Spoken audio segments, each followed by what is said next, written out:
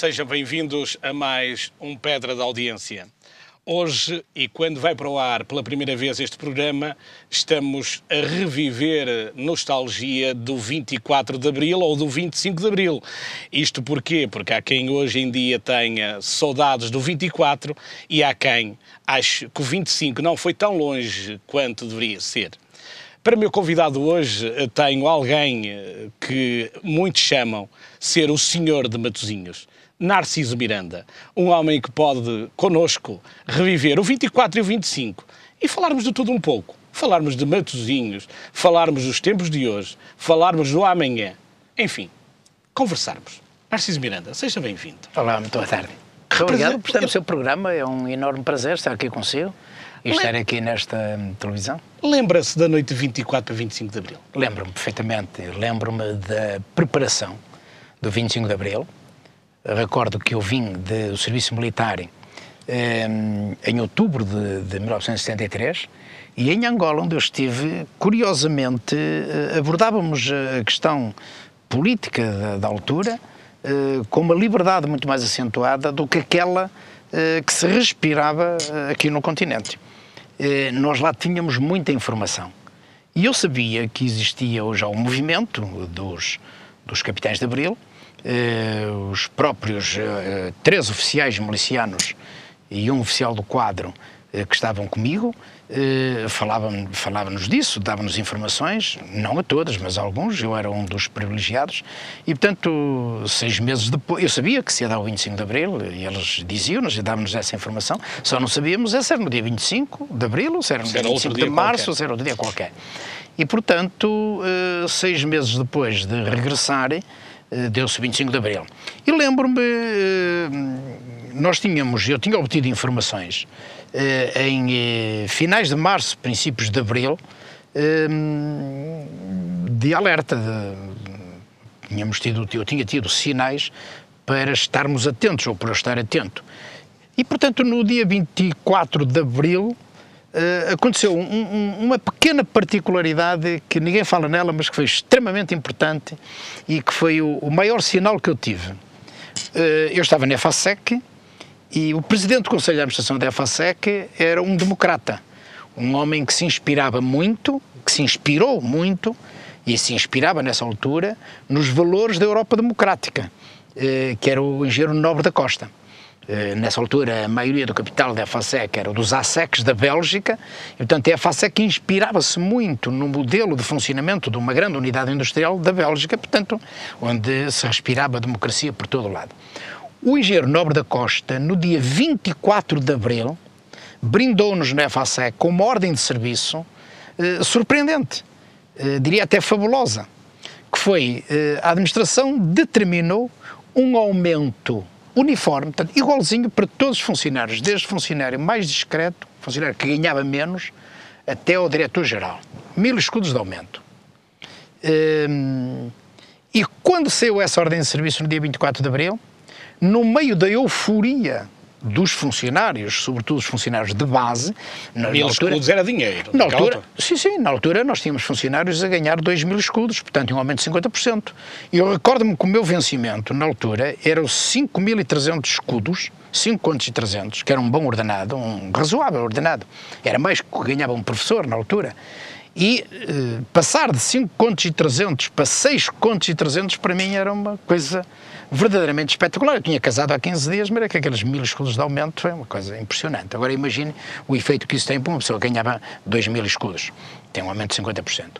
Ora, nessa altura foi o primeiro sinal que eu tive, eram 9h30 da manhã quando saiu esta ordem de serviço, 9h30 da manhã, e eu disse, isto é o primeiro sinal, ainda por cima assinada pelo Nobre da Costa. O Nobre da Costa é de facto um homem, um democrata, era um homem que tinha muita ligação com o Mário Soares. O Mário Soares não estava cá, como é evidente, mas tinha ligações também com as forças que lutavam pela democracia, que defendiam a democracia, e portanto foi o primeiro sinal que eu tive. Mas mesmo assim, foi para casa relativamente descansado. Só na madrugada de 25 de Abril é que eu tenho a confirmação dos sinais evidentes para mim que eu respirei, que eu senti no dia 24 de Abril. Como é que viveu o primeiro dia de Abril? O primeiro dia pós-revolução? Primeiro com uma enorme calma. e paradoxalmente com muito nervosismo. Eu estava a trabalhar. Eu trabalhava num gabinete de estudos e métodos na EFASEC. E como trabalhava num gabinete de estudos e métodos, normalmente conversa-se pouco, só nos intervalos, no café, quando parámos um pouco, porque fazíamos trabalhos para máquinas de comando numérico e não podia haver distrações, não podia haver... Quando era para trabalhar tínhamos de estar concentrados, cada um no seu serviço, concentrados para não haver lapsos. E, portanto, eu vivi aquelas horas de trabalho com uma calma impressionante, excessiva, até para mim, na altura, lembro-me que me preocupava muito, mas paradoxalmente com uma aparente excitação, um nervosismo, um querer levantar-me, um querer sair, um querer ir ver o que se passava, mas não queria dar aquele sinal junto da direção, que era uma direção excelente, a direção da EFASEC foi sempre excelente, sobretudo antes de 25 era gente fabulosa, e não queria que as pessoas interpretassem mal aquela minha vontade de saber, de ouvir, de ver os noticiários, de vir cá fora, de vir falar com as pessoas, e portanto talvez isso me aconselhou a viver aquelas horas com a chamada calma forçada, até que chegou às 5h30 e... Exatamente. Então cá saí para a rua para ver como é que as coisas andam. E o cidadão Narciso Miranda, a partir daí, nunca mais parou. É verdade. Começou-se a preocupar, já se preocupava, mas começou a preocupar-se mais com... Sim, mas acho que a sua expressão está correta. Eu já me preocupava, mas era uma preocupação sufocada, um bocado abafada. Eu aprendi sempre muito, antes do 25 de Abril. Eu tive 2 grandes escolas, se quiser 3 escolas, notáveis, que nunca mais me esqueço. A primeira mais discreta, um rapaz da aldeia, de uma família muito humilde, diria até pobre. Nasceu em Barroselas, Viana do Castelo, que foi estudar por acaso, só por acaso é que foi estudar, porque o meu professor da escola primária, no fim da missa de domingo, todos os domingos dizia ao meu pai, ao meu falecido pai, o rapaz é fino, é melhor fazeres um esforço. O meu pai chamava-se João, tens de fazer um esforço, achas que o rapaz tem que estudar. Nessa altura é muito difícil, uma família, só mesmo que tinha possibilidades de pôr os filhos a estudar. Repare, tínhamos que ir, eu morava em Barroselas, a escola mais perto da freguesia onde eu morava, hoje Vila de Barroselas, era em Viana do Castelo, na cidade. Eu tinha que ir todos os dias para a cidade, tinha que ir do comboio. Não havia cantina na escola. Claro. Os meus falecidos mais tinham que pagar a refeição ao meio-dia cá fora, no Tasco, no pequeno restaurante. Lembro-me que a primeira refeição que foram lá contratar eram 5 escudos por cada almoço.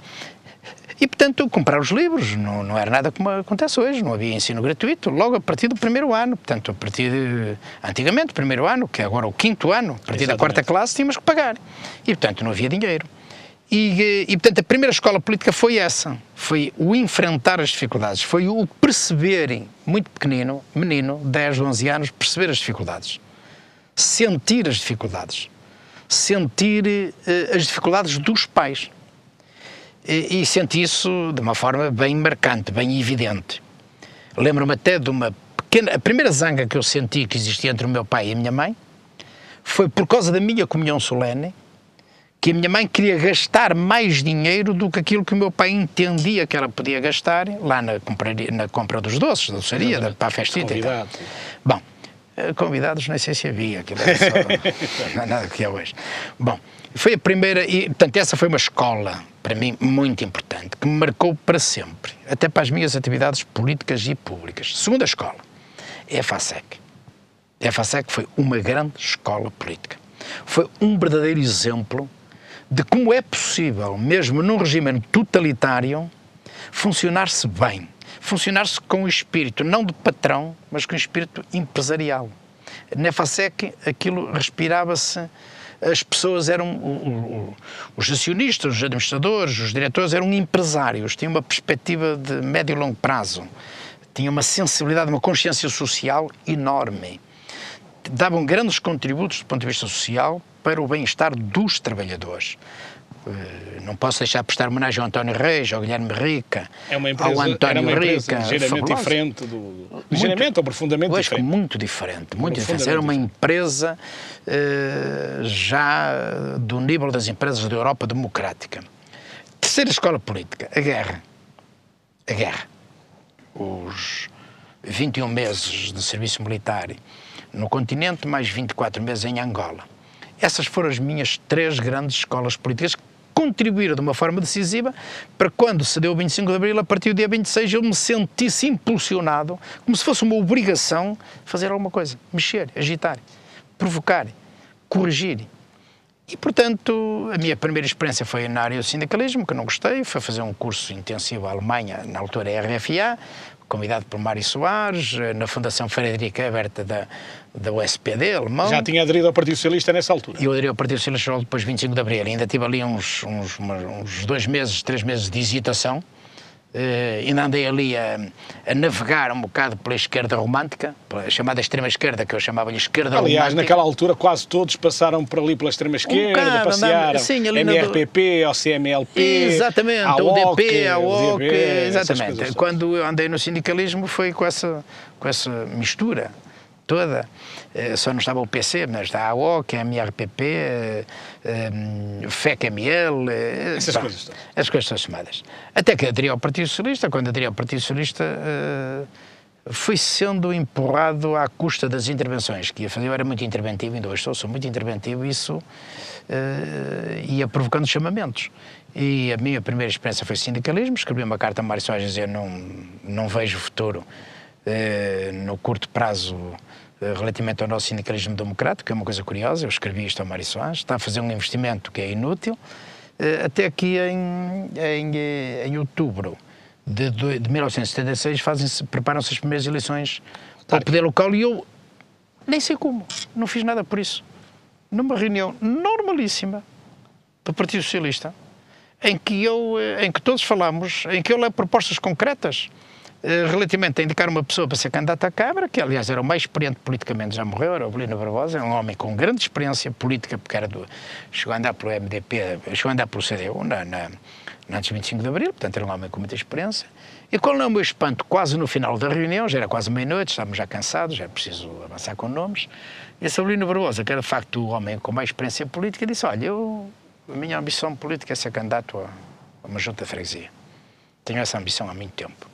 E quero na freguesia onde eu nasci, em São Medifeste e tal. E, portanto, aqui da sala, olhando para as pessoas, eu acho que o Narciso Miranda deve ser o candidato indicado por São Medifeste para integrar a lista da Câmara. Eu, na altura, não sabia ler nem escrever, entre comas, não sabia, não tinha experiência política. Aliás, ninguém sabia, quase ninguém. Exato, eu não tinha experiência política para um cargo daqueles.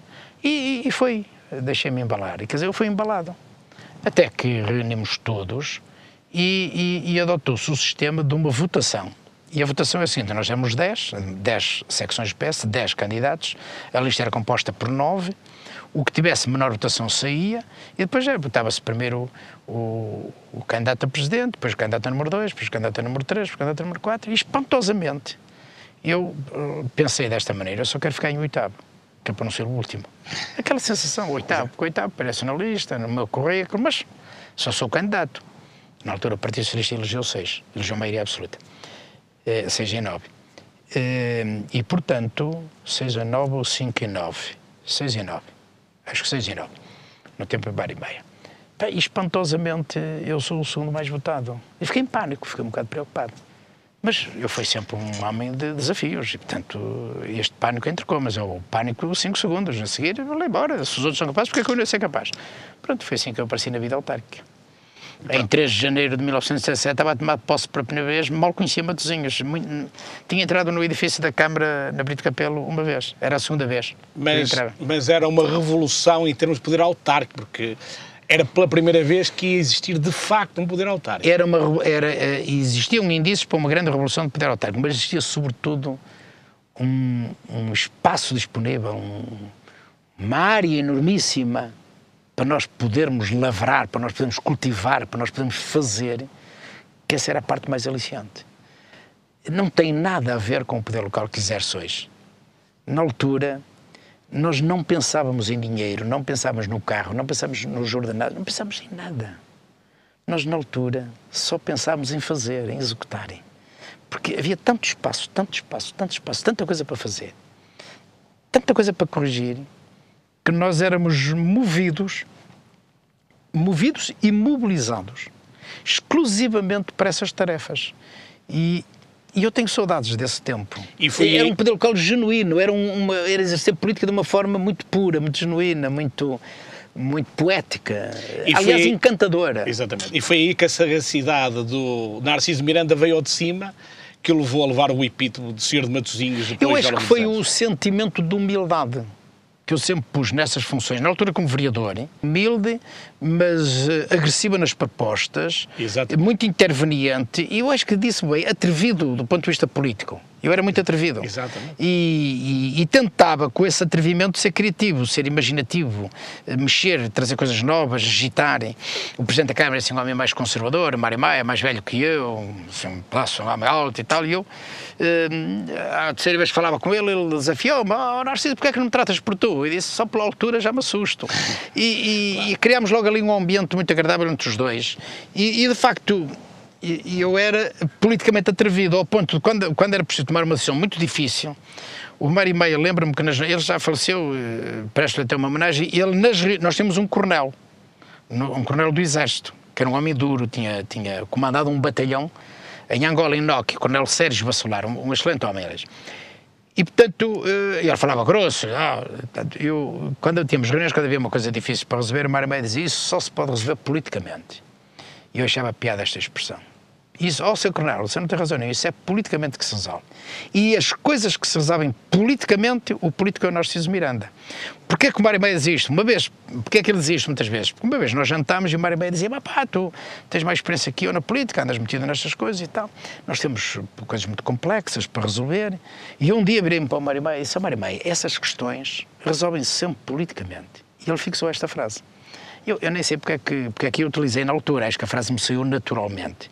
Acho que talvez por eu ter participado em reuniões já do Partido Socialista, então veio aquela ideia do politicamente. Então, quando apareciam os problemas difíceis, o Mário Maia dizia: politicamente, só se pode resolver politicamente. E as questões mais políticas é o Narciso que as resolve. O coronel passava-se. E esse atrevimento, essa capacidade imaginativa, modéstia à parte, muitas vezes criativa, é que me levou a ser o candidato a Presidente de Câmara em dezembro de 79, contra a minha vontade, contra a minha estratégia, contra tudo aquilo que eu tinha feito. Eu acho que se tivesse trabalhado, como hoje quase toda a gente faz, para ser eu o candidato a Presidente da Câmara, acho que nunca lá tinha chegado. Exatamente. Portanto, funcionei ao contrário.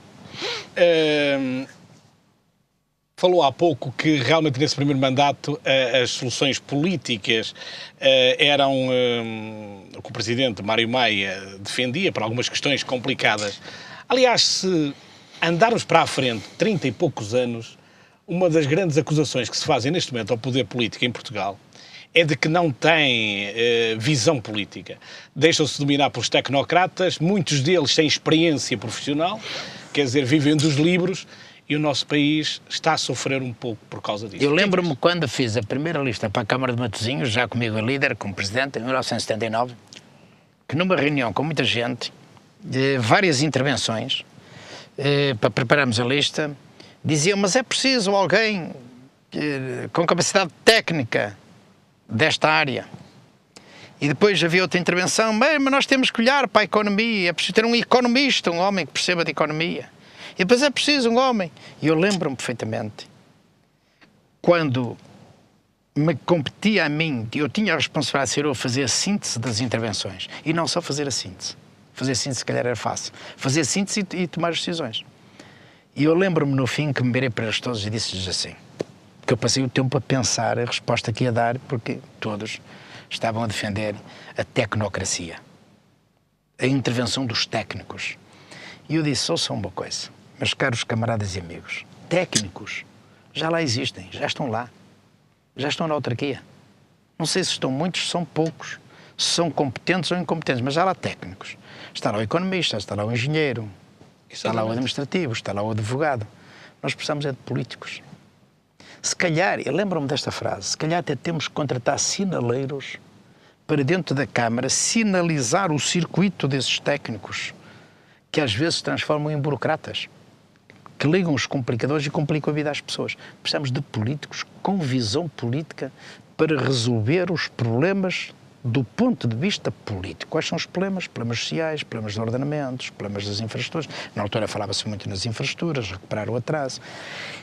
E esta frase, acho que ainda há hoje muitos elementos do Partido Socialista, da minha geração, se calhar alguns até me vão ouvir, que se lembram, que durante muitos anos me recordavam, que de eu dizer é preciso, se calhar precisamos é ter sinaleiros. porque técnicos já nós temos. Agora temos que arranjar políticos. Portanto, eu não estou muito preocupado em ter na lista o economista, ou o advogado, ou o gestor disto, ou o gestor daquilo. Eu preciso ter políticos, preciso ter pessoas com capacidade de gestão e grande visão política. E por outro lado, a consciência social para resolver os problemas. Depois, os técnicos estudarão a concretização da nossa orientação política, das nossas decisões políticas. Ainda hoje penso assim, penso exatamente desta maneira. Não mudei nada. O país, nomeadamente a partir do tempo em que Cavaco Silva foi primeiro-ministro, principalmente aí, os tecnocratas assumiram um papel preponderante. Sim, por isso é que eu dizia muitas vezes no tempo do cavaquismo. Aliás, havia uma pessoa, não havia só uma, mas há uma que é muito marcante para mim, que me marcou muito e marca, e que me influencia muito, que é o Dom Manuel Martins, o bispo, o ex-bispo de Setúbal, bispo emérito de Setúbal, que é um ilustre matosinhense, mora em Lessa de Valim, que na altura ele dizia de uma maneira e eu dizia de outra. Nós não podemos ter um governo que avalia a sua capacidade ou avalia o resultado da sua gestão através dos números, pelos dados estatísticos, pelos quilómetros de estrada que faz ou pelos toneladas de betão armado. Quantas e quantas vezes eu empolgava as plateias do Partido Socialista a fazer discursos, passo a força de expressão, empolgantes, a dizer isto. Nós precisamos é de saber para que é que servem as estradas. O que é que me interessa ter uma estrada quando há pessoas que vivem mal num barraco e veem os carros passar a uma grande velocidade e as pessoas estão lá em baixo e dizem eu que estou aqui a passar tão mal, para que é que eu quero a autoestrada? Exato. Isto é no sentido figurado, não é? Porque a autoestrada, claro que é muito importante para o desenvolvimento integrado de uma comunidade. Mas avaliar as coisas por dados estatísticos foi a primeira grande experiência do ponto de vista negativo que, com o devido respeito que tenho, foi o cavaquismo que trouxe. E depois há muita gente que bebeu nessa fonte, que foi contagiado pelo cavaquismo. E hoje há autarcas, eu sou um homem do poder local, mas hoje eu reconheço que há autarcas, mesmo de esquerda, ou dizem-se de esquerda, que são muito influenciados, que foram beber essa fonte, por essa teoria das estatísticas, dos números. Nós fizemos não sei quantas escolas, nós fizemos não sei quantos não sei quê, nós fizemos não sei quantos quilómetros, nós fizemos não sei quantos quilómetros, não sei quê, e entusiasmam-se com estes dados. E nem dão conta, quando estão a dizer isto, há muita gente que está lá no meio do povo, gente enorme, e assim, meu Deus, pá, mas o que é que serve isso para mim, que eu estou a viver tão mal? E nós não precisamos sair daqui, não precisamos sair do Porto, não precisamos sair de Matosinhos, aqui à nossa volta respira-se esse ambiente. E isso é que perverteu a política, isso é que estragou a essência da política. Por isso é que eu lhe disse há bocadinho que saudades eu tenho daquele tempo em que se exercia o poder local por paixão. Uma grande paixão. O poder local era exercido com... 1979, sem desvalorizar os 3 anos e meio, ou quase 4 anos, do mandato anterior, nasceu um novo Matosinhos. Deste mandato que está a acabar agora? Não, em 1979. 1979. Quando o senhor assumiu pela primeira vez a presidência da Câmara. 76 a 79 foi um mandato. Em 79, a primeira coisa que eu fiz, em 80 tomei posse, foi fazer a radiografia de Matosinhos.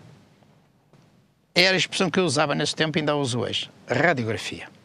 É a mesma coisa que uma pessoa ir ao médico ou radiologista fazer uma radiografia. Como é que está isto cá por dentro? As costelas estão todas no sítio, está uma empenada, ou está partida. Como é que isto está? E foi isso que eu fiz a Matosinhos. Quer dizer, agora diz fazer um estudo técnico, ou fazer contratar especialistas. Radiografia de Matosinhos. E a radiografia de Matosinhos, na altura, era assustadora. Era um concelho onde era preciso fazer tudo. E perante aquela radiografia, eu não tinha maioria absoluta. Foi a única vez que eu não tive maioria absoluta. Governei lindamente. É por isso que eu digo que é muito importante o contraditório. É muito importante sabermos ouvir. É muito importante ouvirmos as opiniões, mesmo que a gente discorde radicalmente. Se eu tinha um vereador do PCP, o Valdemar Madureira, era um excelente vereador. E ele ainda anda por aí. Ainda faz política, ainda escreve artigos lá até no seminário de Matosinhos. Excelente vereador. Eu não faria o que fiz e não faria tão bem como fiz se eu não tivesse lá aquele vereador. Narciso Miranda. Um homem sério, sereno e muito profundo. Agora, quando discutia lá as questões das moções e não sei o quê, não posso dizer só bem, sectário, fanático, irritante, quantas vezes quase que me fazia trapar pelas paredes. Agora, eu não concordava com ele muitas vezes, mas é muito importante sabermos ouvir o contraditório, a opinião dos outros, os projetos diferentes, que eu acho que estou a dar um salto agora de mais 3 décadas Está-se a respirar outra vez em cima nos candidatos que já apareceram. Quer o candidato do PS, quer o candidato do PSD, quer o candidato do PC, os três candidatos de partidos que já apareceram, estão a entrar pela via positiva, o que é uma coisa muito agradável. Oxalá que eles continuem por este caminho. Serenidade. Não se atacam uns aos outros. Discutem políticas, fazem avaliações do que existe, do que não existe, do que é preciso fazer, apresentam propostas, não interessa se são boas, se são más, se eu concordo ou se eu não concordo.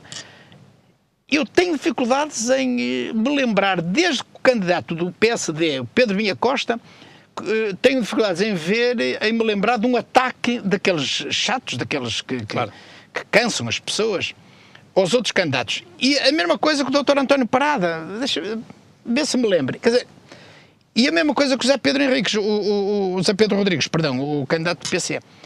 E isto é muito bom, oxalá que os próximos candidatos do CDS, o Bloco de Esquerda, os independentes, não interessa quantos vêm, oxalá que eles sigam esta via. Narciso, vamos ficar por aqui, porque lá em casa também perguntam, e quando vai aparecer o candidato Narciso Miranda?